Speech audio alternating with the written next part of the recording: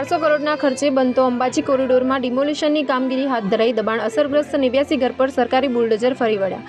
યાત્રાધામ અંબાજીમાં 1200 કરોડના ખર્ચે અંબાજી કોરિડોર બનવા જઈ રહ્યો છે ત્યારે ડિમોલિશનની કામગીરી હાથ ધરવામાં આવી હતી। તેમાં 89 દબાણ અસરગ્રસ્ત મકાન પર સરકારી બુલડોઝર ફરી વળ્યા। ગબ્બર રોડ પર રબારીવાસમાં રબારી સમાજના લોકો તથા અન્ય સમાજના લોકો 50-60 વર્ષથી રહેતા હતા। તેમને કાલે ફક્ત 1 જ કલાકનો ટાઈમ આપી લોકોમાં માથા પરથી છત પણ છીનવાઈ ગઈ। આ ડિમોલિશનની કામગીરીમાં જે લોકો 50-60 વર્ષથી ઘરવેરો, પાણી વેરો, મકાન વેરો સરકારશ્રીની અંબાજી ગ્રામ પંચાયત ઓન ચોપડે વસૂલ કરતી હોય છે ત્યારે ડિમોલિશનની કામગીરી શરૂ થતાં જ વચ્ચે આવનાર મકાન દબાણ અસરગ્રસ્ત કેમ કહી શકાય? જો ખરેખર આ દબાણ હતું તો સરકારે લાઇટ બિલના મીટર કેમ ફાળવ્યા? ઓન ચોપડે સરકારી ટેક્સ કેમ વસૂલ્યા? પાણી વેરા, મકાન વેરા આ ગરીબ પ્રજા પાસેથી વસૂલવામાં આવ્યા હતા। સરકારી ચૂંટણીમાં વોટ પણ આ ગરીબ જનતાએ જ આપ્યા હતા। આજે કોરિડોરના વચમાં આવે છે ત્યારે એ મકાન દબાણ અસરગ્રસ્ત થઈ ગયા છે।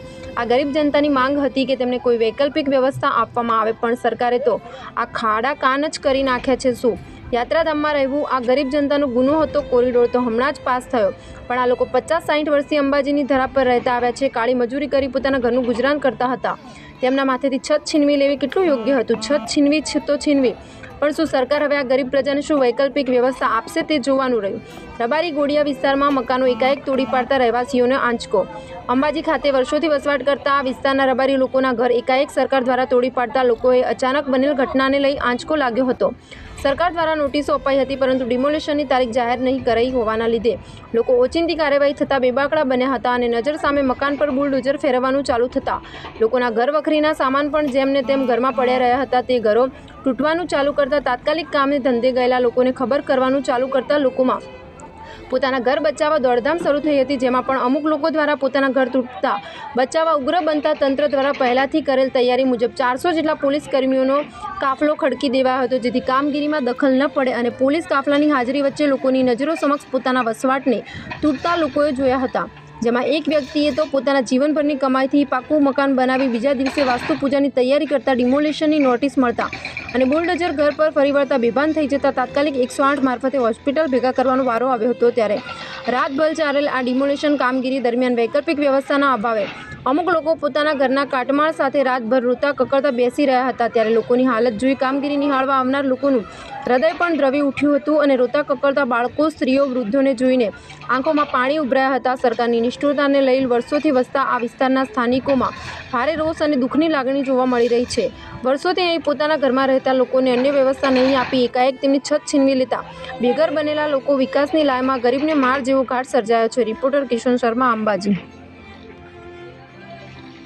ફતારામ કીકાજી રબારી ગઈકાલનો થયો આવો કાંડ। આમાં 4 વાગે અમે ગયા હતા સર્કિટ હાઉસ, મેડમને પૂછ્યું, મેડમ કંઈ જવાબ આપ્યો નહીં કે અમારે 4:30 વાગ્યાનો ટાઈમ છે, તમારે જેમ કરવું એમ કરો। પછી કે એસપી સાહેબ જોડે ગયા, એસપી સાહેબ જોડેથી કલેક્ટર જોડે, કલેક્ટરે કંઈ જવાબ આપ્યો નહીં। પછી અચાનક આવી ગયા, પછી ઉબાળો ચાલુ થઈ ગયો। એમાં બબુતાજી રબારીને એમનો ખાલી 4 ફૂટનો સાઈડમાં બાથરૂમ હતું, એ ખાલી કીધું હતું 5 વાગ્યાનું, એને પછી આવ્યા એટલે આખું તોડી નાખ્યું કે આખું તોડો, એ બધું દબાણ છે। આ રીતે બધો કરી ને બધાને હેરાન કરીને આ બધું તોડફોડ કર્યું છે। સામાન કાઢવાની કોઈ સામાન કાઢવાનું કીધું, પણ કોઈ લોકો સામાન કાઢે પણ એમને બહાર કાઢી દીધા કે બધાને બહાર કાઢવા હતી, સામાન નહીં લેવાનો, હવે પતી ગયું। ગાયો ભેંસો એ ઊભી હતી, એમને બી કાઢી મૂકી, એમને બી કે તમે રહેવા દો, નહીં કાઢવાની, એમને બી રવાના કરવા હતી, તમે બધા બહાર કાઢો। બધી પોલીસ આવી એટલે બધાને બહાર કાઢ્યા। બે ભેંસો અંદર રખડતી હતી, પછી આ બાજુથી આ બાજુથી ભેંસો કાઢીને લઈ લીધી બહાર।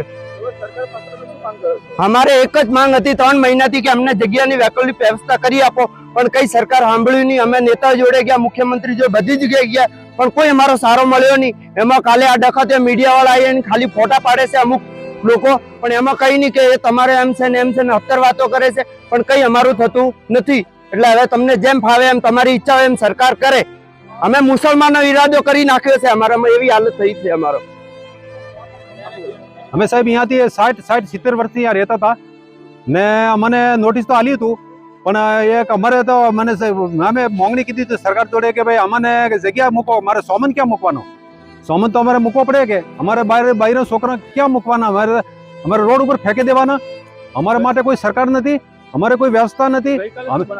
અમે અચાનક અમારે 6 વાગે આવે ને બધા મશીનો ઉપર પડી ગયા, એટલે અમારે તો બધું આખું નાશ કરી દીધું સાહેબ। અમારે ખાવા પીવાના વાસણ નીચે આવી ગયા, આખું નહીં આવતું હતું, આખું નહીં આવતું હતું, ખાલી અમારે બાથરૂમ આવતું હતું, ખાલી બાથરૂમ આવતું હતું। પણ અમારે જબરદસ્તી વિરોધ કીધો કે તમારે પાડવું જ પડશે કે બરોબર, તમારે કે નોટિસ આવી એટલે પાડવું જ પડશે બરોબર. મેં કીધું સાહેબ અમારે નકશામાં નહીં જાતું, તમારે જ માણસો આવે ને કહેતો હતા તમારે નોટિસ ચાલવા વાળા કે તમારું આ કાકા મકાન નહીં જાતું કે હા આખું તોડી લીધું.